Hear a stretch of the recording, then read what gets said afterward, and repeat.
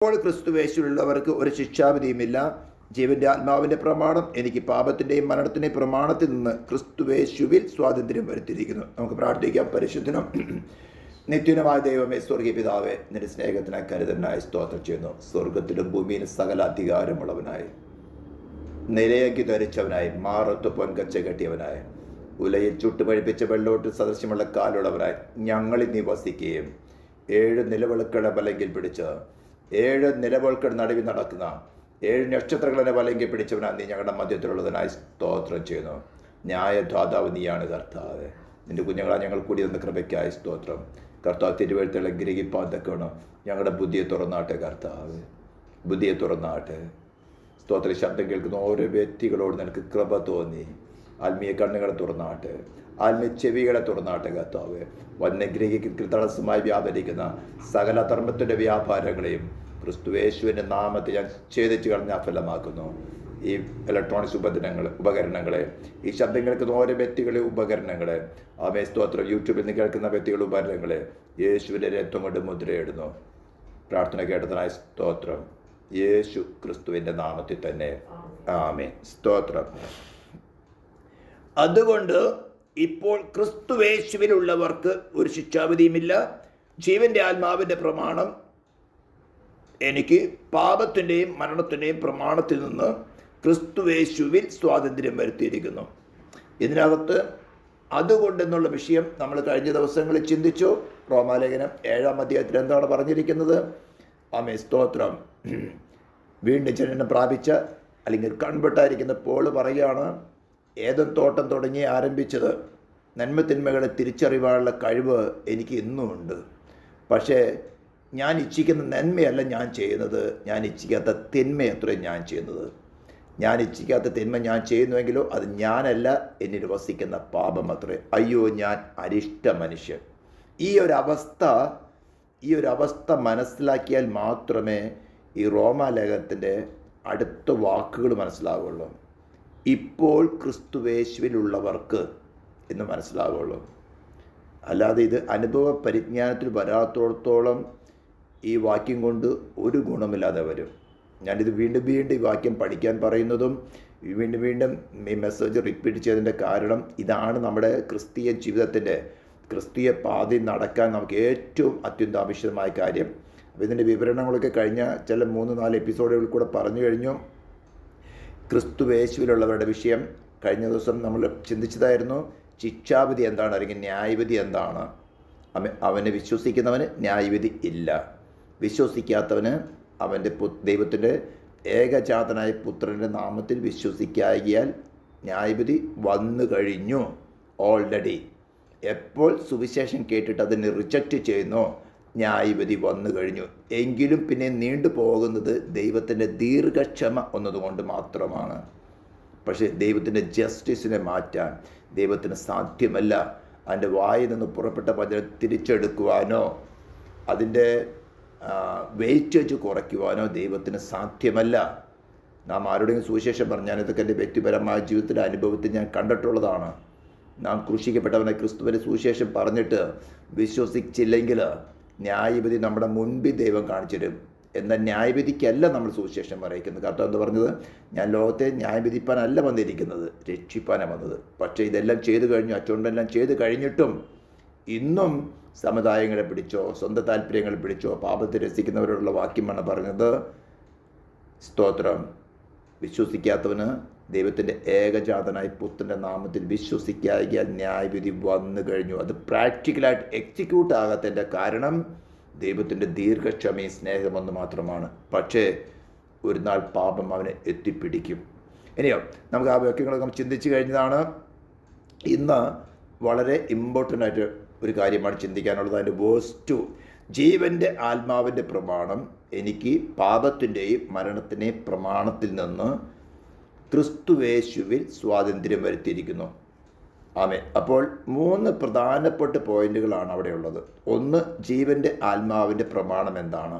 മറ്റൊന്ന്, പാപത്തിൻ്റെയും മരണത്തിൻ്റെയും പ്രമാണം എന്നാണ്. ഇത് രണ്ടും കൺവെർട്ടഡായ അല്ലെങ്കിൽ വീണ്ടും ജനനം പ്രാപിച്ച് ക്രിസ്തുവിൽ തന്നെ ഇടുക്കമുള്ള വാതിൽ കൂടെ പ്രവേശിച്ച് ഞെരുക്കമുള്ള വാതിൽ കൂടെ നടന്ന് നിത്യജീവനിലേക്ക് യാത്ര ചെയ്തുകൊണ്ടിരിക്കുന്ന, പുതിയ യെരൂശലേം ലക്ഷ്യമാക്കി യാത്ര ചെയ്തുകൊണ്ടിരിക്കുന്ന ഏതൊരു വ്യക്തിയിലും ഉണ്ട് എന്നാണ് അപ്പോസ്തലൻ പൗലോസ് റോമാലേഖനം 7-ാം അധ്യായത്തിലൂടെ വളരെ വ്യക്തമാക്കുന്നതും ഗലാത്യ ലേഖനം 5-ാം അധ്യായത്തിലും വളരെ വ്യക്തമാക്കി പറഞ്ഞിരിക്കുന്നുണ്ട്. ആമേൻ. ജഡാഭിലാഷം ആത്മാഭിലാഷം എന്താണെന്ന് ഇതൊക്കെ വളരെ വ്യക്തമായി പറഞ്ഞിട്ടുണ്ട്. ഇത് ശരിക്കും മനസ്സിലാകാത്തോളം ഇതില്ല, പോളിൻ്റെ കൺവെർഷന് മുമ്പുള്ള കാര്യമാണ് ഇതൊക്കെ എഴുതിയിരിക്കുന്നത് വാദിക്കുന്നവരുണ്ട്. അവർ വാദിക്കട്ടെ, അവർക്ക് അനുഭവ പരിജ്ഞാനത്തിൽ വരാത്തക്കൊണ്ട് ദൈവം സഹായിക്കട്ടെ. അപ്പോൾ ഈ ജീവൻ്റെ ആത്മാവിൻ്റെ പ്രമാണം എന്താണെന്നും പാപത്തിൻ്റെ മരണത്തിൻ്റെ പ്രമാണം എന്താണെന്നും അത് നമ്മൾ വർക്കൗട്ട് ചെയ്യുന്നുണ്ട് എന്ന് ശരിക്കും മനസ്സിലാക്കിയാൽ ഇതിനെ തമ്മിൽ ഡിഫറൻഷ്യേറ്റ് ചെയ്യുവാൻ കഴിഞ്ഞാൽ മാത്രമേ നമുക്ക് ജീവൻ്റെ ആത്മാവിൻ്റെ പ്രമാണത്തിൽ കൂടി യാത്ര ചെയ്യാൻ പറ്റുകയുള്ളൂ. അല്ലെങ്കിൽ പാപത്തിൻ്റെയും മരണത്തിൻ്റെയും പ്രമാണം നമ്മിൽ വസിക്കുന്നതിൻ്റെ സ്വഭാവം എന്താണ്? ദൈവത്തോട് ശത്രുത്വമുള്ളതും ദൈവത്തിൻ്റെ ന്യായപ്രമാണത്തിൽ കീഴ്പ്പെടാത്തതുമാണ്. കീഴ്പ്പെടുത്താൻ പറ്റാത്തതല്ല, കീഴ്പ്പെടാനുള്ള സ്വഭാവമില്ല. പക്ഷേ നമുക്കതിനെ കീഴ്പ്പെടുത്താം. എങ്ങനെ? ക്രിസ്തു മുഖാന്തരം, ക്രിസ്തുവിൽ വസിച്ചുകൊണ്ട്, ക്രിസ്തുവിൻ്റെ ആത്മാവിനാൽ. സ്തോത്രം. അപ്പോൾ ഇതെല്ലാം നമ്മൾ വളരെ വ്യക്തമാണ്. ഇതിൻ്റെ ഒരു സ്വഭാവത്തെക്കുറിച്ച് നമുക്കൊന്ന് ജസ്റ്റ് വായിക്കാം. ഗലാഷ്യൻസ് ചാപ്റ്റർ 5-ൻ്റെ വേഴ്സ് 16-17 കൂടെ ഒന്ന് വായിക്കാം. ആത്മാവിനനുസരിച്ച് നടപ്പീൻ, എന്നാൽ നിങ്ങൾ ജഡത്തിൻ്റെ മോഹം നിവർത്തിക്കുകയില്ല എന്ന് ഞാൻ പറയുന്നു. ജഡാഭിലാഷം ആത്മാവിനും ആത്മാഭിലാഷം ജഡത്തിനും വിരോധമായിരിക്കുന്നു.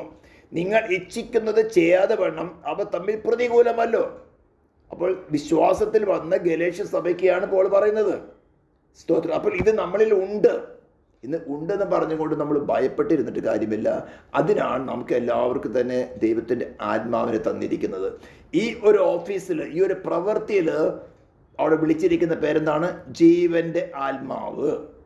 അപ്പോൾ ഈ ജീവൻ്റെ ആത്മാവ് ഇത് ശരിക്കും മനസ്സിലാക്കുകയും വ്യാജത്തെ ഡിഫറൻഷ്യേറ്റ് ചെയ്യാൻ കഴിഞ്ഞാൽ മാത്രമേ ഒരുവന് ക്രിസ്തുവിൽ യാത്ര ചെയ്യാൻ സാധിക്കുകയുള്ളൂ. ഞാൻ ഇതിനകത്തൊരു 99% കണ്ടിട്ടുള്ളത് വ്യാജ ആത്മാവിനാൽ ദൈവം എന്നോട് സംസാരിച്ചു, കർത്താവ് എന്നോട് പറഞ്ഞു, ആത്മാവിനോട് പറഞ്ഞു, ആത്മാവിൽ നടക്കുന്നു എന്നൊക്കെ പറഞ്ഞുകൊണ്ട് വ്യാജ ആത്മാവിനാൽ നടക്കുന്നവരും ശരിയായി നടക്കുന്നവരെ പോലും വഴി തെറ്റിക്കുന്ന ദുഷ്ടാത്മാവിൻ്റെ പ്രവൃത്തി വളരെ ശക്തിയോടെ പ്രവർത്തിക്കുന്ന ഒരു കാലഘട്ടമാണ്. ഇപ്പം നാം ചിന്തിക്കുന്ന എന്നതാണ് ജീവന്റെ ആത്മാവിൻ്റെ പ്രമാണം. ഇത് മനസ്സിൽ പാപത്തിൻ്റെയും മരണത്തിൻ്റെയും പ്രമാണത്തിലായിരുന്നു നമ്മൾ. അപ്പോൾ ഈ പാപത്തിൻ്റെയും മരണത്തിൻ്റെയും പ്രമാണം നാം കൺവെർട്ടഡായി യേശുവിനെ കർത്താവായി സ്വീകരിച്ചു, രക്ഷിതാവായി സ്വീകരിച്ചു, വിശ്വാസത്തിൽ പിതാവിൻ്റെ പുത്രൻ്റെയും പരിശുദ്ധാത്മാവിൻ്റെ നാമത്തിൽ സ്നാനമേറ്റു, പരിശുദ്ധാത്മാവ് നിറവ് പ്രാപിച്ചു. പരിശുദ്ധാത്മാവ് അന്യഭാഷ ഇല്ലെങ്കിലല്ല, പരിശുദ്ധാത്മാവിൽ തന്നെയാണ് ഈ ശബ്ദം കേൾക്കുന്നവരും തന്നെ. എന്നിട്ടും ഈ പാപത്തിൻ്റെ പ്രമാണം എന്നിൽ പ്രവർത്തിക്കുന്നത് എന്തുകൊണ്ടെന്ന് അനേകർ പതറിപ്പോകുന്നുണ്ട്. നാം കൺവെർട്ട് ആകുന്നേക്കാളും കൂടുതലായിട്ട് രൂക്ഷമായിട്ട് പ്രവർത്തിച്ചുകൊണ്ടിരിക്കും. ഇതെല്ലാം ഞാൻ വളരെ എക്സ്പീരിയൻസ് എന്നാണ് പറയുന്നത്. വളരെ രൂക്ഷമായി പ്രവർത്തിക്കും. ഇമോറൽ തോട്ട്സ്, നമ്മുടെ വാദവിവാദങ്ങൾ നമ്മളെ ഭീഷണിപ്പെടുത്തും, വ്യാജമായിട്ട് ഡൈവേർട്ട് ചെയ്യാൻ നോക്കും.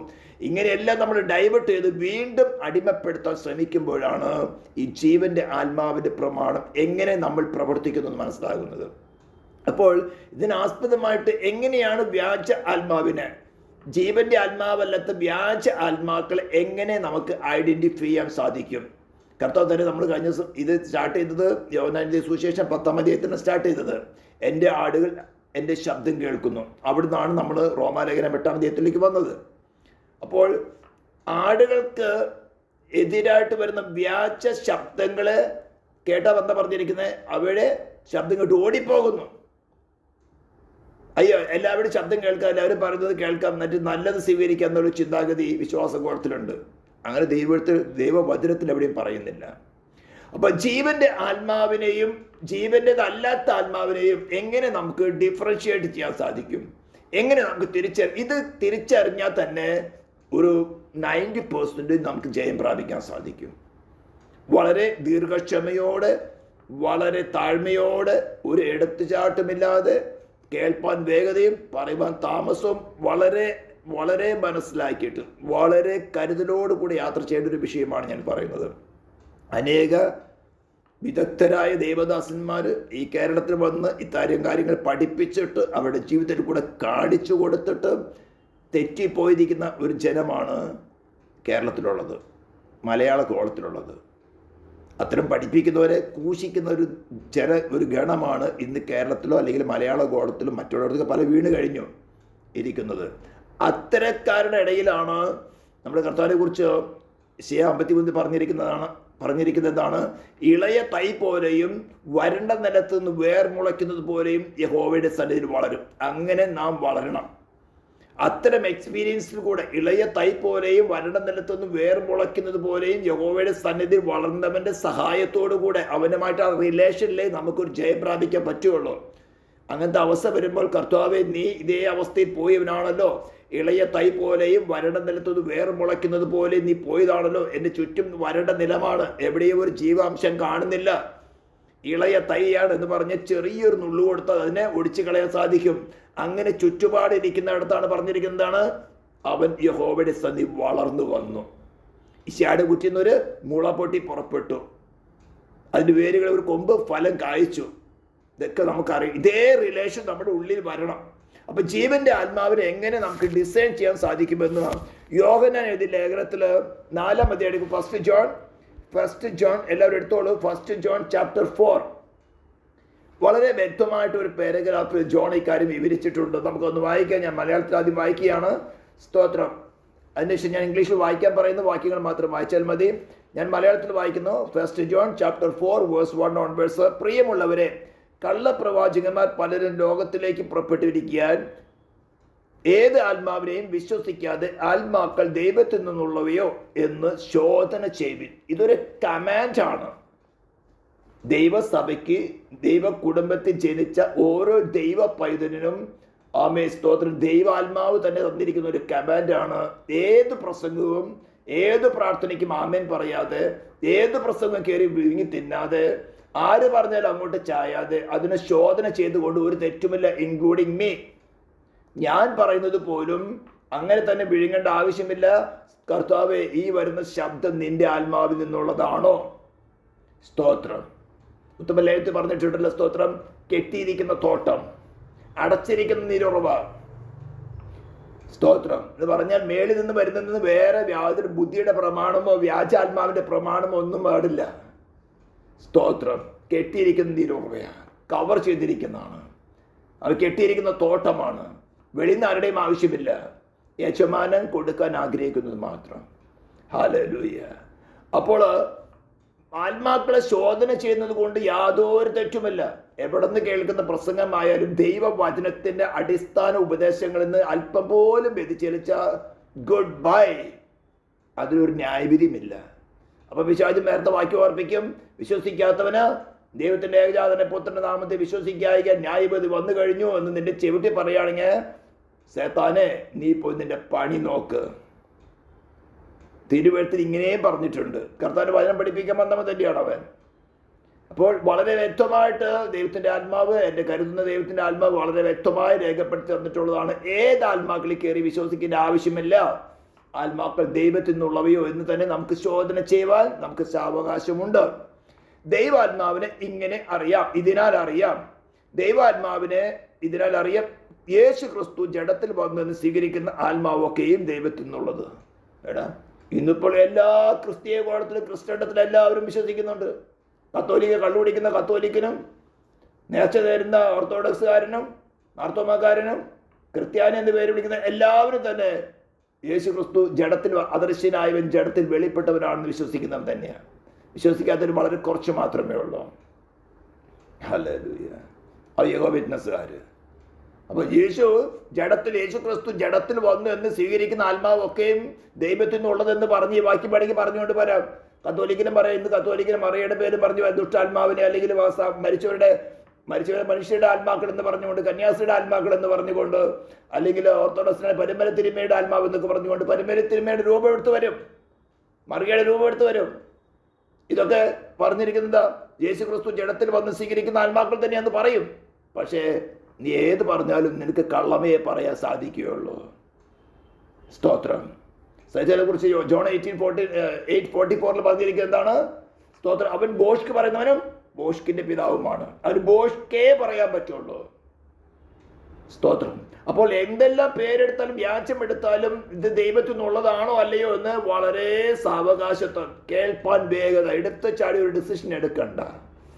കർത്താവ്, എനിക്കിത് എൻ്റെ പ്രാണൻ്റെ ആത്മാവിൻ്റെ വിഷയമാണ്, നീ എനിക്കിത് വെളിപ്പെടുത്തി തന്നേ മതിയാകുകയുള്ളൂ. ഞാൻ ആത്മാർത്ഥമായിട്ട് നിന്നെ അനുഗമിപ്പാൻ ഏണസ്റ്റ്ലി ഐ വാണ്ട് ടു. അപ്പം പറഞ്ഞു വന്നത്, ആത്മാക്കളെ ശോധന ചെയ്യുന്നതുകൊണ്ട് തെറ്റില്ല. വളരെ സാവകാശത്തോടെ, കേൾപ്പാൻ വേഗത, പറയുവാൻ താമസം എന്ന് പറഞ്ഞു കഴിഞ്ഞാൽ വളരെ സാവകാശത്തോടെ ഡിസിഷൻ എടുക്കേണ്ട വിഷയമാണ്. യേശുവിനെ സ്വീകരിക്കാത്ത യാതൊരു ആത്മാവും ദൈവത്തിൽ നിന്നുള്ളതല്ല. അന്നത്തെ വിഷയം എന്ന് പറഞ്ഞാൽ, യോഹന്നാൻ ഈ ലേഖനം എഴുതുന്ന വിഷയം വിഷയം എന്തായിരുന്നു? ഈ യേശു തന്നെയാണ് ഈ പഴയ നിയമത്തിൽ തോറ താൽമടിലും അല്ലെങ്കിൽ പ്രവാചക പുസ്തകങ്ങളും സങ്കീർത്തനങ്ങളിലും ഒക്കെ എഴുതിയിരിക്കുന്ന മശിഹ എന്ന് അനേകർക്ക് വിശ്വസിക്കാൻ പറ്റിയില്ല.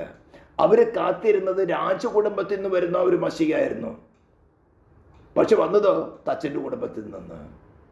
ദൈവത്തിൻ്റെ പ്ലാൻ അവർക്ക് ഗ്രഹിക്കാൻ പറ്റിയില്ല. എന്നാൽ പുതിയ നിയമത്തിൽ വന്നല്ല, ദൈവത്തിൻ്റെ ആത്മാവ് മറഞ്ഞിരുന്ന മർമ്മങ്ങളൊക്കെ അപ്പോസ്തലന്മാർക്ക് വെളിപ്പെടുത്തി. ഇന്ന് നമുക്ക് അതിനേക്കാളും കൂടുതൽ വെളിച്ചം നമുക്ക് വെളിപ്പെടുത്തി തന്നിരിക്കുകയാണ്.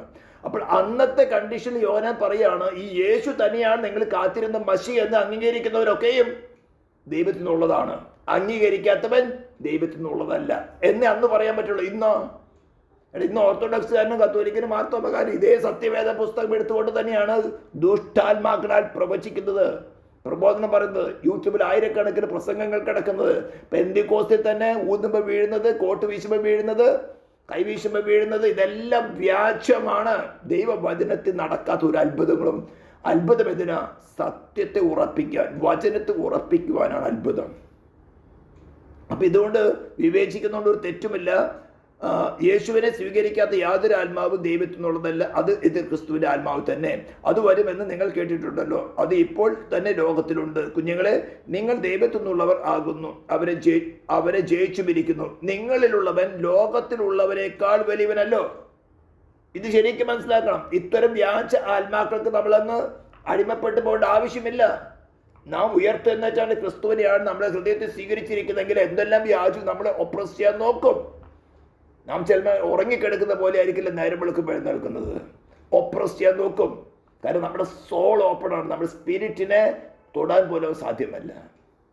അപ്പോൾ നാം എഴുന്നേറ്റിരുന്ന് പ്രാർത്ഥിക്കുകയും ആത്മാവിൽ ആരാധിച്ചുകൊണ്ട് അവയോട് യുദ്ധം ചെയ്തുകൊണ്ട്, ഞാൻ ഉയർത്തെന്ന് വെച്ചാൽ ക്രിസ്തുവിനെ സ്വീകരിച്ചിരിക്കുന്നത്, ക്രിസ്തുവിനെ കുറിച്ച് പറഞ്ഞിരിക്കുന്ന വാക്യങ്ങളൊക്കെ ധ്യാനിച്ച് ആരാധിക്കുക, പാട്ടുപാടുക.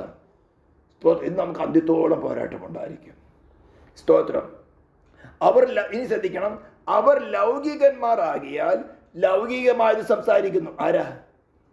ഓർത്തഡോക്സുകാരും കത്തോലിക്കരും മാത്രമല്ല, പെന്തിക്കോസിനകത്തും 90% ഉപദേഷ്ടാക്കന്മാരും ലൗകിക കാര്യങ്ങൾ പ്രസംഗിക്കുന്നു.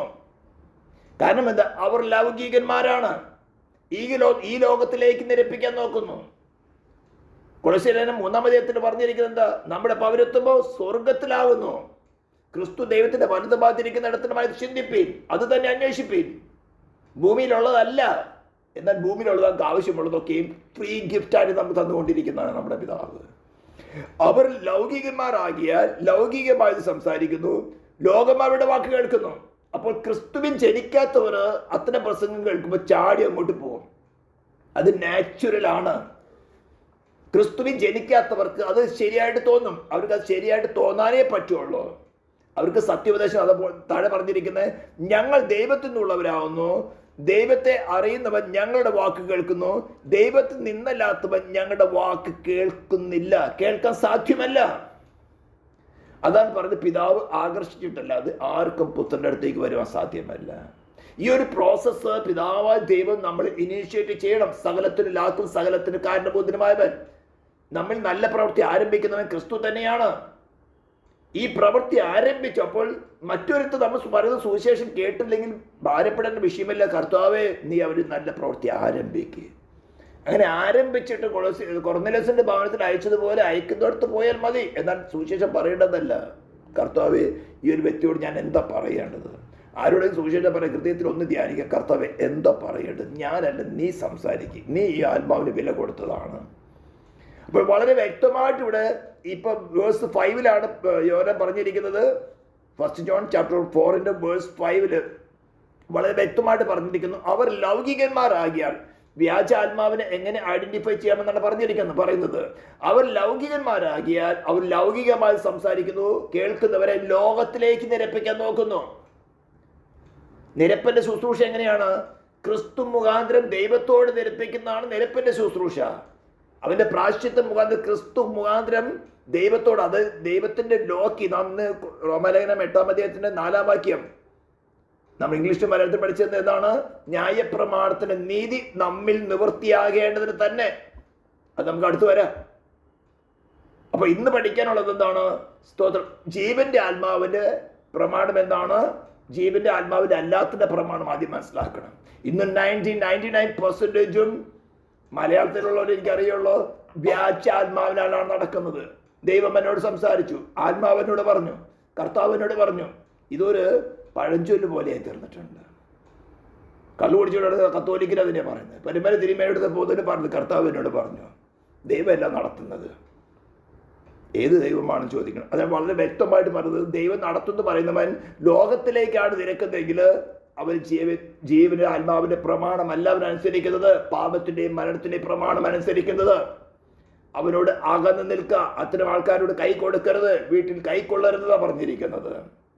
വീട് വായിക്കുന്നു, അവർ ലൗകികന്മാരാകിയാൽ ലൗകികമായത് സംസാരിക്കുന്നു, ലോകം അവരുടെ വാക്ക് കേൾക്കുന്നു. ഞങ്ങൾ ദൈവത്തിൽ നിന്നുള്ളവരാകുന്നു, ദൈവത്തെ അറിയുന്നവൻ ഞങ്ങളുടെ വാക്ക് കേൾക്കുന്നു, ദൈവത്തിൽ നിന്നല്ലാത്തവൻ ഞങ്ങളുടെ വാക്ക് കേൾക്കുന്നില്ല. സത്യത്തിന്റെ ആത്മാവ് ഏതെന്നും വഞ്ചനയുടെ ആത്മാവ് ഏതെന്നും നമുക്ക് ഇതിനാൽ അറിയാം. വളരെ സിമ്പിൾ ഡെഫിനിഷൻ, എക്സ്പ്ലനേഷൻ യോഹന്നാൻ ലേഖനത്തിൽ കൂടി തന്നിരിക്കുകയാണ്. അപ്പോൾ ഒരുവൻ പ്രസംഗങ്ങളിൽ കൂടെ പ്രാർത്ഥനയിൽ കൂടെ ആരെങ്കിലും ലോകത്തിലേക്ക് നിരപ്പിക്കാൻ നോക്കുന്നെങ്കിൽ സേ ഗുഡ് ബൈ. എന്നിട്ട് പറയണം, വിശ്വസിക്കാത്തവരെ ന്യായവിധി വന്നവരെ പറയുന്നു വേണ്ട, നീ പറയുന്നത് ലോകത്തിലേക്ക് നിരപ്പിക്കാനാണ്. ഉയർത്തുന്ന ക്രൂശിക്കപ്പെട്ടവരായി ക്രിസ്തുവിന്റെ സുവിശേഷം നിന്റെ വായിലുണ്ടോ? അത് എൻ്റെ ഉള്ളിൽ ഏറ്റെടുക്കുകയുള്ളൂ. അപ്പോൾ ജീവന്റെ ആത്മാവിന്റെ പ്രമാണം എന്താണെന്നും ജീവന്റെ അല്ലാത്ത ആത്മാവിന്റെ പ്രമാണം എന്താണെന്നും ഡിസൈൻ ചെയ്യുന്ന വാക്യമാണ് നാം വായിച്ചത്. അടുത്ത വാക്ക് ചിന്തിക്കാം, പാപത്തിന്റെ മരണത്തിന്റെ പ്രമാണം എന്താണ്? ദൈവം കൃപ ചെയ്ത് അടുത്ത ആഴ്ച നമുക്ക് നോക്കാം. നമ്മൾ ചിന്തിച്ചിരുന്നത് റോമാലേഖനം 8-ാം അധ്യായത്തിന്റെ 1 തുടങ്ങി 4 വരെ വാക്യങ്ങളായിരുന്നു. നമ്മൾ കഴിഞ്ഞ 2-3 ആഴ്ചകളായിട്ട് ചിന്തിച്ചുകൊണ്ടിരുന്ന വിഷയം. സ്തോത്രം. അതുകൊണ്ട് ഇപ്പോൾ ക്രിസ്തുവേശുവിലുള്ളവർക്ക് ശിക്ഷാവിധിയില്ല, ഒരു ശിക്ഷാവിധിയുമില്ല. ജീവന്റെ ആത്മാവിന്റെ പ്രമാണം എനിക്ക് പാപത്തിന്റെയും മരണത്തിന്റെയും പ്രമാണത്തിൽ നിന്ന് ക്രിസ്തുവേശുവിൽ സ്വാതന്ത്ര്യം വരുത്തിയിരിക്കുന്നു. സ്തോത്രം. നമ്മൾ കഴിഞ്ഞ ചിന്തിച്ചത് ആ ഭാഗമായിരുന്നു. ജീവന്റെ ആത്മാവിന്റെ പ്രമാണം. സ്തോത്രം. എനിക്ക് പാപത്തിന്റെയും മരണത്തിന്റെയും പ്രമാണത്തിൽ നിന്ന് ക്രിസ്തുവേശുവിൽ സ്വാതന്ത്ര്യം വരുത്തിയിരിക്കുന്നു. നമുക്ക് പ്രാർത്ഥിക്കാം. പരിശുദ്ധത്തിനുമായ ദൈവമേ, സ്വർഗീയ പിതാവേ, തിരുനാമത്തെ വാഴ്ത്തുന്നു. പാടുവാസ്വദിപ്പാൻ കർത്താവ് കൃപ നൽകിയല്ലോ. നീ ഞങ്ങളുടെ മധ്യത്തിലുണ്ടെന്ന് ഞങ്ങൾക്ക് അനുഭവിച്ചറിയാൻ കർത്താവ് കൃപ നൽകുന്നല്ലോ. ഈ ശബ്ദം കേൾക്കുന്ന ഓരോ വ്യക്തികളുടെ സോളിത ആ പുനരുദ്ധാന ശക്തിയെ വെളിപ്പെടുത്തി, നിന്റെ സ്നേഹത്തെ വെളിപ്പെടുത്തി, നിന്നോട് ഒന്നായി ചേരുവത്തക്കണം കർത്താവ് സഹായിച്ചാട്ടെ. പരിശുദ്ധാത്മാവ് ദൈവമേ, ഞങ്ങളുടെ കുറവുകൾക്ക് വരെ ഞങ്ങളുടെ കുറവുകളെ വെളിപ്പെടുത്തുമ്പോൾ അത് ഏറ്റു പറഞ്ഞ് ഉപേക്ഷിച്ചുകൊണ്ട് പുത്രനെ കൈക്കൊള്ളുവാത്തപ്പോൾ ഞങ്ങളുടെ ഹൃദയങ്ങളെ ഒരുക്കിയാട്ടെ. തിരുവെഴുത്തുകളിൽ കൂടി ഞങ്ങൾ സംസാരിച്ചാട്ടെ കർത്താവ്. മാനുഷിക ബുദ്ധി ഇവിടെ ഒന്നും വേണ്ട, ഉയരത്തിലുള്ള ജ്ഞാനം തന്നെ, ഉയരത്തിനുള്ള ജ്ഞാനം തന്നെ കർത്താവ് ഇവിടെ വ്യാപരിക്കുമാറാകട്ടെ എന്ന് പ്രാർത്ഥിക്കുന്നു. കൂട്ടിവരുത്തി ഓരോ ജനത്തെയും നിന്റെ നാമത്തിൽ അനുഗ്രഹിച്ചുകൊണ്ട് പ്രാർത്ഥിക്കുന്നു. അവർക്ക് വേണ്ടി പ്രായശ്ചിത്തമായി തീർന്ന അതിൻ്റെ രക്തത്താൽ മുദ്രയിടുകയാണ്. ഇലക്ട്രോണിക്സ് ഉപകരണങ്ങളെ മുദ്രയിടുന്നു, കേൾക്കുന്നവരെ മുദ്രയിടുന്നു, അവിടെ ഇലക്ട്രോണിക്സ് ഉപകരണങ്ങളെ മുദ്രയിടുന്നു. പ്രാർത്ഥന കേട്ടതിനായി സ്തോത്രം. യേശു ക്രിസ്തുവിന്റെ നാമത്തിൽ തന്നെ, ആമേൻ. അതുകൊണ്ട് ഇപ്പോൾ ക്രിസ്തുവേശുവിലുള്ളവർക്ക് ഒരു ശിക്ഷാവിധിയുമില്ല. ജീവന്റെ ആത്മാവിന്റെ പ്രമാണം എനിക്ക് പാപത്തിന്റെയും മരണത്തിന്റെയും പ്രമാണത്തിൽ നിന്ന് ക്രിസ്തുവേശുവിൽ സ്വാതന്ത്ര്യം വരുത്തിയിരിക്കുന്നു. സ്തോത്രം. ഇതായിരുന്നു കഴിഞ്ഞ ദിവസം നാം ചിന്തിച്ചത്. എൻ്റെ ഫസ്റ്റ് പാർട്ട് നാം ചിന്തിച്ചു. എൻ്റെ ഫസ്റ്റ് പാർട്ട് നാം ചിന്തിച്ചു എന്താണ് പോൾ അതുകൊണ്ട് എന്ന് ഉദ്ദേശിക്കുന്നത്. സ്തോത്രം. ഹല്ലേലൂയ. അതായത് വിശ്വാസിയായ ഒരു മനുഷ്യനെ തന്നെ അതിൽ 2 പ്രമാണങ്ങൾ, 2 ലോ വർക്ക് ചെയ്യുന്നുണ്ട്.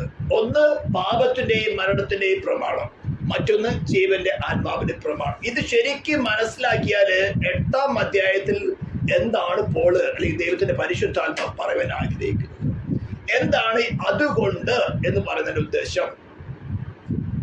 വിശ്വാസത്തിൽ വരാത്ത ഒരു വ്യക്തിയിൽ പാപത്തിന്റെയും മരണത്തിന്റെയും പ്രവൃത്തിയാണ് നടന്നുകൊണ്ടിരിക്കുന്നത്. പാപത്തിൽ രസിച്ചുകൊണ്ടിരിക്കുകയാണ്. പാപത്തിന് അടിമപ്പെട്ട് പാപം അതിന്റെ മോഹങ്ങളെ നിവർത്തിച്ചു കൊണ്ടിരിക്കുകയാണ്. നമ്മൾ റോമാലേഖനം 6-ാം അധ്യായം വായിച്ചാൽ വളരെ വ്യക്തമായിട്ട് മനസ്സിലാക്കുകയാണ്. പാപത്തിന് ദാസന്മാരെ നാം വിറ്റവരാണ്. പാപം അതിന്റെ മോഹത്തെ നിവർത്തിക്കുമാർ അവര് ശരീരത്തെ പ്രാണനെയും ആത്മാവിനെ എടുത്ത് ഉപയോഗിച്ചുകൊണ്ടിരിക്കുകയാണ്. ആ വാക്യം നമുക്കൊന്ന് വായിക്കാം, തൊട്ട് സൈഡിൽ തന്നെ 18-ാം വാക്യം 12 തുടങ്ങി വായിക്കുന്നു. ആകയാൽ പാപം നിങ്ങളുടെ മർത്യ ശരീരത്തിൽ, രക്ഷിക്കപ്പെട്ടവരോട് പറയാണ്, പാപം നിങ്ങളുടെ മർത്യ ശരീരത്തിൽ അതിന്റെ മോഹങ്ങളെ അനുസരിക്കുമാർ ഇനി വാഴരുത്. വീണ്ടും ജനനം പ്രാപിച്ചവരോട് പറയാണ്, സ്തോത്രം, സ്നാനത്തെ കുറിച്ചൊക്കെ പറഞ്ഞതിന് ശേഷമാണ് പറയുന്നത്. ഇനി അതായത് 12-ാം വാക്യം വരേക്കും 11-ാം വാക്യം അവസാനം വരേക്കും എന്താണ് സ്നാനം എന്നതിനെ കുറിച്ച് എക്സ്പ്ലനേഷൻ പറയാണ്. യേശുവിന്റെ മരണത്തോടും അടക്കത്തോടും ഉയർത്തെഴുന്നേൽപ്പിനോടും ഏകീഭവിക്കുന്നതായിട്ടുള്ള പരസ്യമായ ഒരു ശുശ്രൂഷ. ഹല്ലേലൂയ. പാപത്തിന് ഞാൻ സഹോദരനോട് പറയായിരുന്നു, പിശാചിന് അവകാശമായിരുന്ന നമ്മുടെ ശരീരം, പ്രാണൻ, നാം വീണ്ടും ജനം പ്രാപിക്കുമ്പോൾ നമ്മുടെ ആത്മാവ് മാത്രമേ ജീവിക്കുന്നുള്ളൂ. ആത്മാവ് ജീവിച്ചു, അതിന് പൂർണ്ണമായി കവേഡായി. എന്നാൽ നമ്മുടെ പ്രാണനും ശരീരവും എക്സ്പോസ്ഡ് ആണ്. ഇതിന്മേൽ ആർക്ക് അർത്ഥത്തിൽ അവകാശമുണ്ട്? ശിക്ഷാർഹമായ ഭാഗങ്ങളാണ് പ്രാണനും ആത്മാവും. ഇതിന്മേൽ പിശാചിന് അവകാശമുണ്ട്. ഇതിനെ റിഡീം ചെയ്യണമെങ്കിൽ നാം ഇതിനെ ശിക്ഷാർഹമായ പഴയ മനുഷ്യനെ കൊണ്ടുപോയി കുഴിച്ചിടണം. ഇതാണ് സ്നാനം. വീണ്ടും ജനനത്തിൽ ആത്മാവ് ജീവിച്ചു, അവനെ കൈക്കൊള്ളുക. നമ്മൾ കഴിഞ്ഞ ദിവസം പഠിച്ചിരുന്നു, അവന്റെ നാമത്തിൽ വിശ്വസിക്കുന്നവന് ന്യായവിധിയില്ല. അവനെ കൈക്കൊണ്ട് അവന്റെ നാമത്തിൽ വിശ്വസിക്കുന്ന ഏവർക്കും ദൈവമക്കളുടെ അധികാരം കിട്ടി, ജീവിച്ചു. എന്നാൽ പ്രാണനും ശരീരവും എക്സ്പോസ്ഡ് ആണ്. ഇതിൽ ആർക്ക് അവകാശമുണ്ട്? ഇത് ശിക്ഷാർഹമാണ്. ഇവിടെയാണ് മോഹം ജനിച്ചത്, പ്രാണനിലാണ് മോഹം ജനിച്ചത്. മോഹം ജനിച്ചപ്പോഴാണ് ശരീരം കൊണ്ട് പ്രവർത്തിച്ചത്. ഇത് ശിക്ഷാർഹമായ ഈ മനുഷ്യനെ കുഴിച്ചിടുന്ന പരിപാടിയാണ് റോമാലേഖനം 6-ാം അധ്യായത്തിൽ പറയുന്നത്. ഇതുകൊണ്ട് തന്നെയാണ് ശത്രു ഇതിന്മേൽ മടുപ്പിടിക്കുന്നത്, പിന്മാറ്റിക്കുന്നത്. ഇതിന് അവകാശമുള്ളത്. ഈ അവകാശത്തെ വിച്ഛേദിച്ച് കളഞ്ഞുകൊണ്ട് ഞാൻ ക്രിസ്തുവിനോട് കൂടെ കുഴിച്ചിടാണ്. ഇനി ഞാൻ ജീവിക്കുന്നത് ക്രിസ്തു ജീവന്റെ ആവിയിൽ പുതുക്കത്തിൽ ഞാൻ ജീവിക്കും. അതാണ് സ്നാന ശുശ്രൂഷ. ഇത് കഴിഞ്ഞിട്ട് പറയാണ്, ഇനി പാപം നിങ്ങളുടെ മർത്യ ശരീരത്തിൽ അതിന്റെ മോഹങ്ങളെ അനുസരിക്കുമാർ ഇനി വാഴാൻ പാടില്ല. വീണ്ടും ചെന്ന് പ്രാർത്ഥിച്ചു. അപ്പൊ എങ്ങനെയാ? അതാണ് നമ്മൾ ഇവിടെ റോമാലേഖനം 8-ലേക്ക് വരുന്നത്. പാപം ഇതുവരെ എങ്ങനെയാ ചെയ്തിരുന്നത്? നമ്മളല്ല പ്രവർത്തിച്ചത്. പാപത്തിന് മോഹം ജനിപ്പിച്ച് നമ്മളെ കൊണ്ട് മദ്യം കഴിപ്പിക്കുന്നു, നമ്മളെ കൊണ്ട് വിഗ്രഹാരാധന ചെയ്യിപ്പിക്കുന്നു, നമ്മളെ കൊണ്ട് മോചിക്കുന്നു, കൊലപാതകം ചെയ്യിക്കുന്നു, ആത്മഹത്യ ചെയ്യിക്കുന്നു. പാപമാണ് അതിന്റെ മോഹം. അതൊരു വ്യക്തിയാണ്, ഒരു പ്രവൃത്തി മാത്രമല്ല. അത് എക്സിക്യൂട്ട് ചെയ്യുമ്പോൾ അതൊരു പ്രവൃത്തിയായി തീരുന്നു. എന്നാൽ നമുക്ക് പാപത്തോട് പോരാട്ടമുണ്ട്. നമ്മൾ എബ്രായത്തിൽ വായിക്കുന്നു, പാപത്തോട് പോരാടുന്നത് നിങ്ങൾ പ്രാണത്യാഗത്തോളം എതിർത്ത് നിന്നിട്ടില്ല. അപ്പോൾ നമ്മളെ ഉത്തേജനം നൽകിക്കൊണ്ട് പാപം എന്ന പ്രവൃത്തിയിലേക്ക് കൊണ്ടുപോകുന്ന ആ ഫോഴ്സ്, ആ സ്പിരിച്വൽ ഫോഴ്സ് ഒരു പേഴ്സണാലിറ്റിയാണ്. അത് നമ്മുടെ പ്രാണൻ എടുത്തുകൊണ്ട് മോഹത്തെ ജനിപ്പിച്ചുകൊണ്ട് നമ്മുടെ ശരീരം കൊണ്ട് പാപത്തെ പ്രവർത്തിക്കാൻ, നമ്മുടെ ചിന്തകൾ കൊണ്ട്, ഇതൊക്കെ പ്രാണനിലുള്ള ഘടകമാണ്. നമ്മുടെ മൈൻഡ്, നമ്മുടെ ഇന്റലക്ട്, അതുപോലെ തന്നെ നമ്മുടെ ഇമോഷൻസ്, നമ്മുടെ വില്ല്, ഇതെല്ലാം നമ്മുടെ പ്രാണനിലെ ഘടകങ്ങളാണ്. മൈൻഡ്, ഇമോഷൻസ്, നമ്മുടെ ഫ്രീ വില്ല്. ഇതിനെ അടിമപ്പെടുത്തി നാം ഇച്ഛിക്കുന്നല്ല ചെയ്യാൻ ആഗ്രഹിക്കുന്നത്. നാം ഇച്ഛിക്കുന്നത് ചെയ്യാതെ പാപത്തിന്റെ മോഹത്തെ നിവർത്തിച്ചു. ആത്മാവ് ജീവിച്ചു, ഇത് സ്വതന്ത്രമാണ്. എന്നാൽ ഇടയ്ക്ക് ഈ ആത്മാവിനോട് പോരാടുന്ന ജഡമോഹങ്ങൾ കടന്നു വരും. ആത്മാവിനെ വീണ്ടും ക്യാപ്റ്റീവ് ആക്കാൻ ശ്രമിക്കും. അതെല്ലാം ഈ പ്രാണനിൽ വസിക്കുന്ന ശത്രുവിന്റെ തന്ത്രങ്ങളാണ്. അതാണ് നമ്മുടെ ജഡം എന്ന് പറയുന്നത്. ഇതിനെ കൊണ്ടുപോയി കുഴിച്ചിടണം. ഇതിനെ കൊണ്ടുപോയി കുഴിച്ചിട്ടാൽ മാത്രമേ ശത്രുവിനെ മേൽ അവകാശമില്ലാതിരിക്കുകയുള്ളൂ. അങ്ങനെ എന്നോട് പറയാണ്, പാപം അതിന്റെ മോഹങ്ങളെ നിവർത്തിക്കുമാറ് നിങ്ങളുടെ മർത്യ ശരീരത്തിൽ വാഴാൻ പാടില്ല. അപ്പൊ അതൊരു പ്രവൃത്തി മാത്രമല്ല, അത് എക്സിക്യൂട്ട് ചെയ്യുന്ന ഒരു പ്രവൃത്തിയാണ്. പക്ഷെ അത് എക്സിക്യൂട്ട് ചെയ്യുവാൻ തക്കവണ്ണം നമ്മുടെ പ്രാണനിൽ മോഹത്തെ ജനിപ്പിച്ചുകൊണ്ട് നമ്മുടെ ഫ്രീ വില്ലിനെ അടിമപ്പെടുത്തി, നമ്മൾ ഇച്ഛിക്കുന്ന നന്മ ചെയ്യാതെ വണ്ണം നമ്മുടെ ഫ്രീ വില്ലിനെ അടിമപ്പെടുത്തി നമ്മെ കൊണ്ട് മരണയോഗ്യമായ പാപം പ്രവർത്തിക്കുന്ന ആ ശക്തിയാണ് പറയുന്നത് പാപത്തിന്റെയും മരണത്തിന്റെയും പ്രമാണം. The law of sin and death. എന്നാൽ വീണ്ടും ജനനം പ്രാപിച്ചവരിൽ, ഇത് രക്ഷിക്കപ്പെട്ട സ്നാനപ്രാപ്തവരിൽ എന്ത് മാത്രമേ ഉള്ളൂ? പാപത്തിന്റെയും മരണത്തിന്റെയും പ്രമാണം മാത്രമേ ഉള്ളൂ. എന്നാൽ വീണ്ടും ജനനം പ്രാപിച്ച് പഴയ മനുഷ്യനെ കുഴിച്ചിട്ട് പുനരുദ്ധാന ശക്തിയോടുകൂടി മുന്നോട്ട് പോകുന്നതിൽ എന്ത് കടന്നു വന്നു? ജീവന്റെ ആത്മാവിന്റെ പ്രമാണം കടന്നു വന്നു. ഇപ്പോൾ വീണ്ടും ജനനം പ്രാപിച്ചവർ 2 ലോയായി. മുന്നേ 1 ലോ മാത്രമുള്ള, എന്നാലും പോരാട്ടമൊന്നുമില്ല. അവരെടിക്കാൻ പോയിക്കൊണ്ടിരിക്കുന്നത് മരണത്തിലേക്ക് പോയിക്കൊണ്ടിരിക്കുക. ദൈവത്തിൽ അങ്ങനെ പോരാടുന്ന പരിപാടിയൊന്നുമില്ല. ഇൻഫ്ലുവൻസ് തരും, പ്രേരണ തരും, സംസാരിക്കും. ഞാൻ അന്യഭാഷകളിലും അന്യരുടെ അതിരങ്ങളാലും സംസാരിക്കും. പ്രേരണത്തിൽ ഡിസിഷൻ എടുക്കുന്നത് നമ്മളാണ്. ആ ഡിസിഷൻ വരെയാണ് ന്യായവിധി വരുന്നത്. നമ്മളതെല്ലാം പഠിച്ചല്ലോ. വിശ്വസിക്കുന്നവന് ന്യായവിധിയില്ല, വിശ്വസിക്കാത്തവന് ദൈവത്തിന്റെ ഏകജാതനെ പുത്രന്റെ നാമത്തിൽ വിശ്വസിക്കാൻ സ്പോട്ടിൽ, എപ്പോൾ അവിശ്വസിക്കുന്ന സ്പോട്ടിൽ ന്യായവിധി ഡിക്ലെയർ ചെയ്ത് കഴിഞ്ഞു. പിന്നെ അങ്ങനെ പ്രൊലോഗ് ചെയ്ത് കൊണ്ടുപോകണം ദീർഘക്ഷമയിൽ എക്സിക്യൂഷനിലേക്ക്.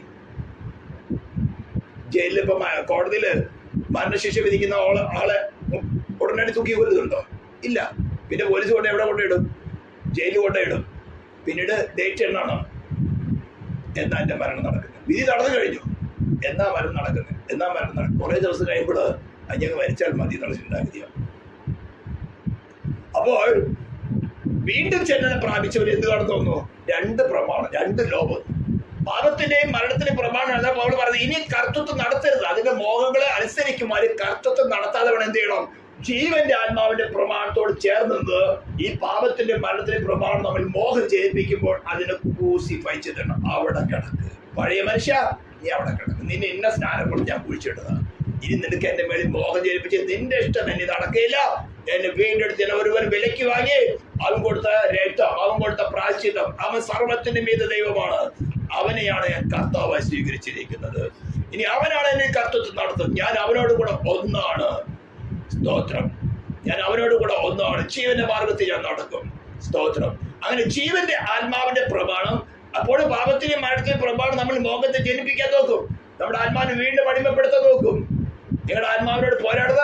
ജഡമോഹങ്ങൾ എന്ത് ചെയ്യണം? വിട്ടകലണം. ഇത് നമ്മുടെ ഡ്യൂട്ടിയാണ്.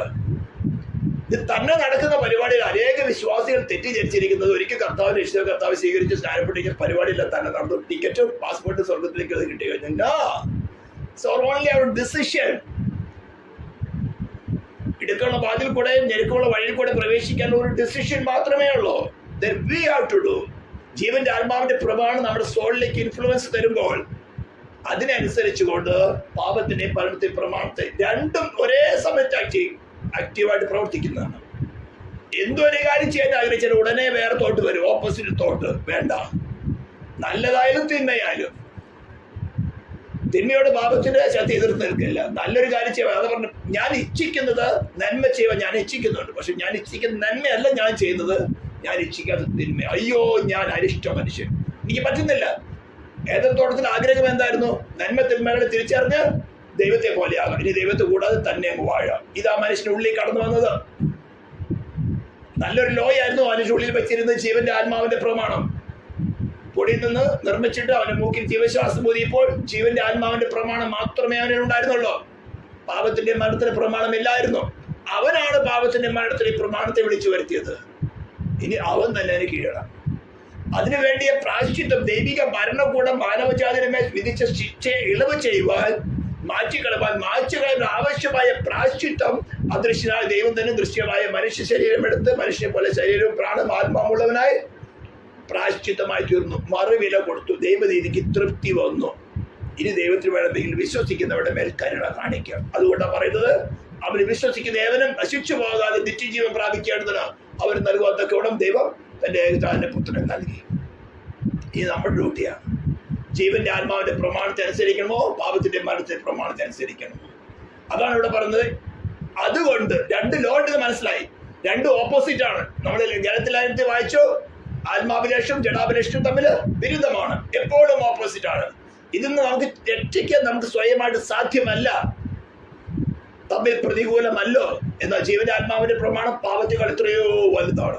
നമ്മുടെ ആഗ്രഹമുണ്ടെങ്കിൽ അയാൾപ്പെട്ട് നമ്മൾ തന്നെ ഏൽപ്പിക്കുകയാണെങ്കിൽ ജീവന്റെ ആത്മാവിന്റെ പ്രമാണം എത്രയോ ശക്തിയേറിയത്. നമുക്ക് ആവശ്യമുള്ള സമയത്ത് നോ, പാപത്തിന്റെ മോഹം നമ്മൾ വരികയാണെങ്കിൽ നോ, ഇൻഫ്ലുവൻസ്, ശക്തമായ ഇൻഫ്ലുവൻസ് തരും.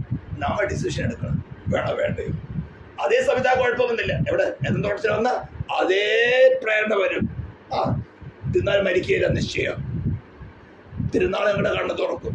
ദൈവം ക്ഷമിക്കുന്നുണ്ട്. ഇങ്ങനെ പല തോട്ടുകളും വരും. നോ, എന്റെ പ്രിയൻ 10,000 സുന്ദരനാണ്. നിലയെങ്കിൽ ധരിച്ചവരാണ്, അവരിൽ പാപമില്ല. ഞാൻ അവരോട് കൂടെയാണ് ഒന്നായി ചേർന്നിരിക്കുന്നത്. ഞാൻ അവനുമായിട്ട് ഒന്നാണ്. അവന്റെ ഞാൻ മുഖാന്തരം നീക്കപ്പെടാൻ ഞാൻ അനുവദിക്കുകയില്ല. സ്തോത്രം. അപ്പോൾ അതുകൊണ്ട് രണ്ട് പ്രമാണം നമ്മൾ ഉള്ളത് കൊണ്ടും അത് തമ്മിൽ പ്രതികൂലമായിരിക്കുന്നത് കൊണ്ടും നന്മ ചെയ്യാൻ നമുക്ക് പറ്റാത്തത് കൊണ്ടും പറയാണ്, ഇപ്പോൾ ക്രിസ്തുവേശുവിലുള്ളവർക്ക്, ഞാൻ ക്രിസ്തുവേശുവിലാണോ, എനിക്ക് ശിക്ഷാവിധി ഇല്ല, ജഡ്ജ്മെന്റ് ഇല്ല. അപ്പൊ ക്രിസ്തുവിൽ വസിക്കുക എന്നുള്ളത് മുന്തിരിവള്ളിക്ക് കൊമ്പിന് മുന്തിരിവള്ളിയിൽ വസിച്ചിട്ടല്ലാതെ ഫലം കഴിക്കാൻ പറ്റാത്തതുപോലെ റോമാലേഖനം 7-ാം അധ്യായത്തിൽ പറയുന്നതാണ്, ദൈവത്തിന് ഫലം കഴിക്കുമാറ് ഉയർത്തെഴുന്നേറ്റ് വേറെ ഒരു ആകേണ്ടതിന്. ദൈവനീതിക്ക് പൂർണ്ണ തൃപ്തി വരുത്തി മരിച്ചവിടുന്ന് ഉയർത്തെഴുന്നേറ്റ് സ്വർഗത്തിന് ഭൂമി സകല അധികാരമുള്ളവരാണ് ഞാൻ എന്നെ തന്നെ ഏൽപ്പിച്ചു കൊടുത്തിരിക്കുന്നത്, നമ്മുടെ ശരീരത്തെ പ്രാണനെയും ആത്മാവിനെ ഏൽപ്പിച്ചു കൊടുത്തിരിക്കുന്നത്. അപ്പോൾ ദൈവത്തിന് ഫലം കായ്ക്കണമെങ്കിൽ എന്ത് ചെയ്യണം? മരിച്ചുയർത്തെഴുന്നേറ്റവനായിട്ട് നമ്മെ ഏൽപ്പിച്ചു കൊടുക്കണം. അവനെയാണ് നാം ഹൃദയത്തിൽ സ്വീകരിക്കുന്നത്. അതാണ് ജീവന്റെ ആത്മാവിന്റെ പ്രമാണം. അവൻ എല്ലാത്തിലും മേലെയാണ്, സർവത്തിനും മീതെയാണ് അവൻ. എല്ലാ വാഴ്ചകളും അധികാരങ്ങൾക്കും ശക്തിക്കും കർത്തൃത്വത്തിനും ഈ ലോകത്തിന് മാത്രമല്ല വരുവാനുള്ളതിനും വിളിക്കപ്പെടുന്ന സകല നാമത്തിനും അത്യന്തം മീതെയാണ്. അവനെയാണ് കർത്താവായി സ്വീകരിച്ചിരിക്കുന്നത്. അവരെ വേറൊന്നുമില്ല. അതാണ് ജീവന്റെ ആത്മാവിന്റെ പ്രമാണം എന്ന് പറയുന്നത്. അപ്പൊ ആ ജീവന്റെ ആത്മാവിന്റെ പ്രമാണം, പാപത്തിന്റെ മരണത്തെ പ്രമാണത്തെ വഹിക്കുന്നവരാണ് നാം എല്ലാവരും. അവിടെ നാം ആരെ സ്വീകരിക്കുന്നു? നമുക്ക് ചുറ്റുപാടും വേണ്ടത്ര പ്രലോഭനങ്ങളുണ്ട്. ഞാൻ പറഞ്ഞല്ലോ, നമുക്ക് 3 ശത്രുക്കളാണുള്ളത്. ഒന്ന്, നമ്മിൽ തന്നെ വസിക്കുന്നതും ദൈവത്തോട് ശത്രുത്വമുള്ളതും ദൈവത്തിന്റെ ന്യായപ്രമാണത്തെ കീഴ്പ്പെടാത്തതുമായ ജഡം. മറ്റൊന്ന് ഈ ലോകം, ഈ ലോകത്തിൻ്റെതായ പ്രേരണകൾ വരുന്ന ഈ ലോകം. മറ്റൊന്ന് സൈത്താനിക് കിങ്ഡം, സൈത്താന് കീഴിലുള്ള ദൂതന്മാര്. മറ്റേ പല പല പേരുകൾ, പരിമല തിരുപ്പേരിന്നോ മറിയെന്നോ യേശുവെന്നോ പല പല പേരെടുത്തോട് വെളിപ്പെടുമെങ്കിലും ഇവയൊക്കെ തന്നെ എന്താ? ലൂസിഫറോട് കൂടെ ദൈവക്രോധം വഹിച്ചുകൊണ്ടിരിക്കുന്ന ദുഷ്ടാത്മസേന മാത്രമാണ്. വാസ്തവത്തിൽ അവൻ മനുഷ്യരെ പേടിക്കുകയാണ്. ഈ മനുഷ്യന്റെ അധികാരം എന്താണ്? ഈ മനുഷ്യന് വേണ്ടി തന്നെ സൃഷ്ടിച്ച്, തങ്ങളെ സൃഷ്ടിച്ച് തങ്ങൾക്ക് ശിക്ഷ നൽകിയ അതേ ദൈവം ഈ മനുഷ്യന് വേണ്ടി മരണം അനുഭവിക്കത്തക്കണം. ഈ മനുഷ്യൻ ഇത്രമാത്രം വില കൊടുക്കുന്നവന്. വാസ്തവത്തിൽ അവൻ മനുഷ്യനെ പേടിച്ച നടക്കുന്നത്. എന്നാൽ മനുഷ്യനോ, ബുദ്ധിഹീനായ മനുഷ്യന് കൊണ്ട് മെഴുതിരി എത്തിക്കുക, ഇതിനു കൊണ്ട് നേർച്ച കഴിക്കുക, അതിനോട് പ്രാർത്ഥിക്കുക, എന്നെ രക്ഷിക്കണേ. അതോ ഭയന്ന് നടക്കുക മനുഷ്യന്. ഈ മനുഷ്യന്റെ അധികാരം എന്താണെന്ന് മനുഷ്യൻ മനസ്സിലാക്കിയാൽ സ്വർഗത്തിനും ഭൂമിയിലുള്ള എന്തിനേയും എത്തിച്ചുള്ള അധികാരം ഉള്ളവന്റെ കൂടെ നടക്കുന്നത്. പാമ്പുകളെ, തേളുകളെ, ശത്രുവിനെ സകല ബലത്തിൽ ചവിട്ടുവാൻ അധികാരമുള്ളവനായി മനുഷ്യൻ. ആരും ക്രിസ്തുവേശുള്ളവർക്ക് ഒരു ശിക്ഷാവിധിയുണ്ട്. പിന്നെ സെക്കൻഡ് വേഴ്സിന് കൺക്ലൂഡ് ചെയ്യാണ്, ജീവന്റെ ആത്മാവിന്റെ പ്രമാണം എനിക്ക് പാപത്തിന്റെയും മരണത്തിന്റെയും പ്രമാണത്തിൽ നിന്ന് ക്രിസ്തുവേശുവിൽ സ്വാതന്ത്ര്യം വരുത്തിയിരിക്കുന്നു. അപ്പൊ ക്രിസ്തുവേശുവിൽ മാത്രമേ നമുക്ക് എന്തിനു സ്വാതന്ത്ര്യം കിട്ടുന്നുള്ളൂ? പാപത്തിന് സ്വാതന്ത്ര്യം കിട്ടുന്നുള്ളൂ. ക്രിസ്തുവിനല്ലെങ്കിൽ ഉടനെ നാം പാപത്തിന് മോഹം നിവർത്തിക്കും. നമ്മൾ ഈ 2 ലോയും വർക്ക് ചെയ്യുന്നു. യഥാർത്ഥത്തിൽ ക്രിസ്തുവിൽ വസിക്കുന്ന ഒരുവന് ശരിക്കറിയാം ഈ 2 ലോയും വർക്ക് ചെയ്യുന്നുണ്ട്. ഏതൊരു നല്ല കാര്യം ചെയ്യാൻ തീരുമാനിച്ച ഉടനെ വേറെത്തോട്ട് നമുക്ക് ഓപ്പോസിറ്റ് ആയിട്ട് വരും. നമുക്ക് ചെയ്യാൻ പറ്റാതെ. അവിടെയാണ് കർത്താവിന്റെ പുനരുദ്ധാന ശക്തി നമുക്ക് വേണ്ടത്. അവിടെയാണ് നാം ആരെ കർത്താവായി സ്വീകരിച്ചിരിക്കുന്ന അവന്റെ ശക്തി പ്രവർത്തിക്കുന്നത്. ഉടനെ നമ്മൾ ചിന്തിക്കും, ശക്തിക്കുകയും വളരെ വളരെ അതീതമായിട്ടുള്ള പ്രേരണ നമുക്ക് തരും.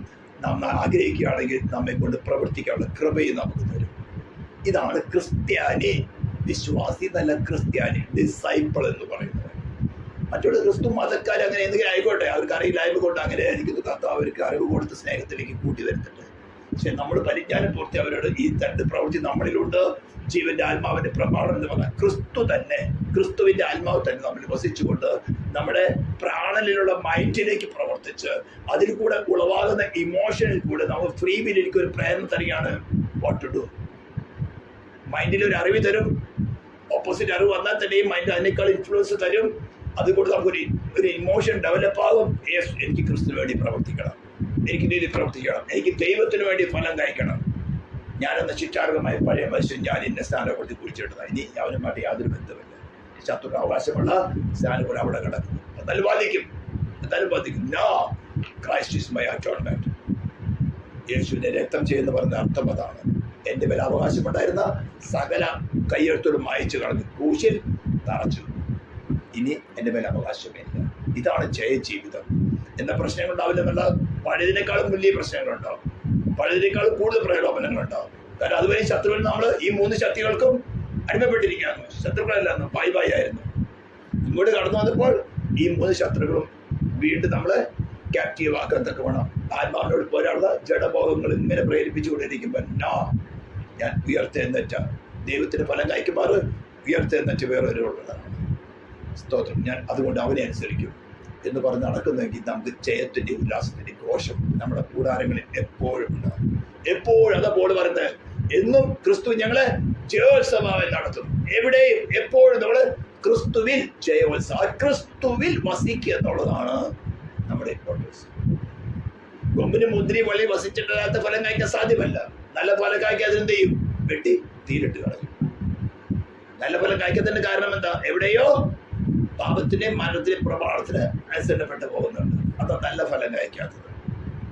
നേരത്തെ പറഞ്ഞല്ലോ, സാധാരണ ഗ്രാഫ്റ്റിംഗ് നടത്തുന്നത് നല്ല ഫലം കായ്ക്കുന്ന ഒരു വൃക്ഷത്തിന്റെ കൊമ്പെടുത്ത് അതേ ഫാമിലിയിലുള്ള നല്ല ഫലം കായ്ക്കാത്ത ഒരു വൃക്ഷത്തെ കൊണ്ട് പൊട്ടിച്ചു കഴിഞ്ഞാൽ ഇതിന്നുള്ള ജീവാംശം വലിച്ചെടുത്തുകൊണ്ട് ഇത് വളർന്ന് നല്ല ഫലം കായ്ക്കും. എന്നാൽ സ്വഭാവത്തിന് വിരുദ്ധമായി നമ്മെ പറഞ്ഞിരിക്കുന്നത്, സ്വഭാവത്തിന് വിരുദ്ധമായി നല്ല ഫലം കായ്ക്കാത്ത പാപത്തിന്റെയും മരണത്തിന്റെയും ഫലം തന്നെ കായ്ച്ചുകൊണ്ടിരുന്ന നമ്മളെ ഇവിടുന്ന് മുറിച്ചെടുക്കുകയാണ്. മുറിച്ചെടുക്കാതെ എടുത്ത് നേരിട്ട് ഇവിടെ കൊണ്ട് ഒട്ടിച്ചാൽ എന്തുണ്ടാവും? ശ്രദ്ധിക്കണം. സാധാരണ ഗ്രാഫ്റ്റിംഗ് നടക്കുന്നത് നല്ല ഫലം കായ്ക്കുന്ന ഒരു മാവിന്റെയോ ഒരു വൃക്ഷത്തിന്റെ കൊമ്പ് മുറിച്ചെടുത്ത് അതിനെ കൊണ്ടുവന്ന് നല്ല ഫലം കായ്ക്കാത്ത അതേ ഫാമിലിയിലുള്ള മാവിന്റെ ആണെങ്കിൽ മാവിന്റെ തന്നെ കൊമ്പ് കൊണ്ടുവന്ന് ഇതിനെ ഒട്ടിച്ചാൽ ഇതിന്റെ ജീന് അല്ലെങ്കിൽ ഇതിന്റെ DNA ഉപയോഗിച്ചുകൊണ്ട് ഇതിന്റെ ജീവാംശത്തെ വലിച്ചെടുത്തുകൊണ്ട് നല്ല ഫലം കായ്ക്കും. എന്നാൽ വിശ്വാസിയെ കുറിച്ചുകൊണ്ട് റോമാലേഖനം 11-ാം അധ്യായത്തിൽ പറഞ്ഞിരിക്കുന്നത് സ്വാഭാവിക കൊമ്പുകളല്ല, സ്വഭാവത്തിന് വിരുദ്ധമായി നീ കാട്ടുമരത്തിന്റെ കൊമ്പാണ്. നീ പാപത്തിന്റെയും മരണത്തിന്റെയും ഫലം കായ്ച്ചുകൊണ്ടിരുന്ന കൊമ്പിനെ അവിടുന്ന് മുറിച്ചെടുത്തു. ഇനി മുറിച്ചെടുത്താൽ ഇതിലെ ജീൻ എന്താ ഉള്ളത്? DNA ഏതാ ഉള്ളത്? നല്ല ഫലം കായ്ക്കാത്ത DNA ഉള്ളത്. ഇവിടെയാണ് സ്നാനം കടന്നു വരുന്നത്. മുറിച്ചെടുക്കുമ്പോൾ എന്ത് സംഭവിച്ചു? വീണ്ടും ജന്മം പ്രാപിക്കണം. അവിടെയാണ് യേശുവിനെ കൈക്കൊള്ളുക എന്ന് പറയുന്നത്. ദൈവത്തിന്റെ ഫലം കായ്ക്കുമാറ് ഉയർത്തെന്നിട്ട് വേറെ ഒരു വേണ്ടി ഹൃദയം കൊടുക്കുന്നു. ഉടനെ വീണ്ടും ജന്മം പ്രാപിച്ചു. ആ വീണ്ടും ജനനം പ്രാപിച്ചതിനെ വെള്ളത്തിൽ സാക്ഷീകരിക്കുന്നതാണ് സ്നാനം. അങ്ങനെ വീണ്ടും ജനം പ്രാപിക്കും. എന്താ ഇതുവരെ പാപത്തിന്റെ പ്രമാണമായിരുന്നു. DNA പാപത്തിന്റെ DNA ആയിരുന്നു, മരണത്തിന്റെ DNA ആയിരുന്നു. ക്രിസ്തുവിനെ സ്വീകരിച്ചപ്പോഴോ ജീവന്റെ DNA ആയി. അതിനെ കൊണ്ടുവന്ന് നല്ല പരിപാലിക്കുന്ന ക്രിസ്തുവിനോട് ചേർത്തൊട്ടിച്ചേർന്നുണ്ടാവും, നല്ല ഫലം കായ്ക്കും. ഈ പ്രവൃത്തി നടക്കാതെ വെറുതെ മുറിച്ചുകൊണ്ട് സഭയിൽ കൊണ്ടിരുത്തുമ്പോഴാണ് ഈ പെന്തക്കോസ്ത് സഭയിലെത്തി കലകം നടക്കുന്നത്. കാരണം എന്താ? പാപത്തിന്റെയും മരണത്തിന്റെയും പ്രമാണം DNA മാറിയില്ല, ജീൻ മാറിയില്ല. വെറുതെ പേര് വന്ന് സഭയ്ക്കകത്ത് നോ, ക്രിസ്തുവിനെ ജീവൻ അവരിൽ മാത്രമേ ഉള്ളൂ. ആ ജീൻ മാറും. ഇവിടുന്ന് മുറിച്ചെടുത്ത് ക്രിസ്തുവിനെ ഹൃദയത്തിൽ വാഴാൻ സ്വീകരിച്ചോ, ദൈവത്തിന്റെ ഫലം കായ്ക്കുമാറ് മരിച്ചിട്ട് ഉയർത്തെന്നിട്ട് വേറെതിനെ ഞാൻ ഹൃദയം കൊടുത്തു, അവന് ഉള്ളിൽ കടന്നു വരും. എപ്പോൾ ക്ഷണിച്ചാലും വരും, എപ്പോൾ ക്ഷണിച്ചാലും വരും. അവൻ നമുക്ക് വേണ്ടി കാൽവരി യാഗമായി തരുന്നവനാണ്. എപ്പോൾ ക്ഷണിച്ചാൽ നമ്മുടെ ഹൃദയത്തിൽ വരും. അതിന് വേറെ പ്രത്യേക വ്യവസ്ഥകളൊന്നുമില്ല. കർത്താവേ, അന്വേഷിക്കൂ, ഞാൻ പാപിയായ ഒരു മനുഷ്യൻ, ഇനി പാപത്തിന് ഫലം കായ്ക്കും, മരണത്തിന് ഫലം കായ്ക്കുന്ന പാപമാണ് എന്നെ കത്തുന്നത്. എനിക്ക് ജീവന്റെ ആത്മാവിന് വേണം, എനിക്ക് നിന്നെ തന്നെ വേണം. ഉയർത്തെന്നിട്ട് നിന്നെ തന്നെ എനിക്ക് വ്യക്തിപരമായിട്ട് വേണം. ഉടനെ കടന്നു വരും. പിന്നെ ദൈവത്തിന്റെ ഫലം കായ്ക്കുന്നു. ഇതുവരെ മരണത്തിനും പാപത്തിന്റെ ഫലം കായ്ച്ചു, പിന്നെ ദൈവത്തിന്റെ ഫലം കായ്ക്കും. ഇത് തുടങ്ങിയെന്ന് വെള്ളത്തിൽ സാക്ഷീകരിക്കുന്നതാണ് സ്നാനം. അതിനെ കൊണ്ടുവന്ന് നല്ലൊരു വാദ ക്രിസ്തുവിനെ കൊണ്ട് ഒട്ടിച്ചാൽ ഇതിന് ആവശ്യമുള്ള ജീവാംശം, സാൻമാർഗികമായത്, ആരോഗ്യപരമായത് എന്ന് വേണം. നമുക്ക് എന്തെല്ലാം വേണം, ഫ്രീ ഗിഫ്റ്റ് ആണ്. കൊമ്പ് അധ്വാനിച്ചിട്ടാണോ ഫലം കായ്ക്കുന്നത്? വേര് നല്ല കൊമ്പ് വലിക്കുന്നത് എല്ലാം വരുന്നത് ആ ക്രിസ്തു എന്നുള്ള ജീവാംശം നമ്മൾ കടന്ന് നാം ഓട്ടോമാറ്റിക്കായിട്ട് ഫലം കായ്ച്ചുകൊണ്ടിരിക്കും. പിന്നെ ഇടയ്ക്ക് വന്നെന്താ? വേര് ആലിനെ പോലെ വേര് ഭൂമിയിലേക്ക് ഇറങ്ങാതിരുന്നാൽ മതി. അതാണ് നമ്മൾ ഈ ശുശ്രൂഷയിൽ കൂടെ ഇടയ്ക്കിടയ്ക്ക് ചെത്തുന്നത്. വേറെന്ത്? ഈ ജഡത്തോടും ലോകത്തോടും സാത്താരികത്തോടും കൂട്ടുകെട്ട് വേണ്ട. Skin separation. വേര് ഭൂമിയിലെ ഈ ലോകത്തിലെ ആശ്രയത്തിലേക്ക് പോകരുത്. വളരെ ക്ലിയർ ആണ് ഉപദേശം, വളരെ ക്ലിയർ.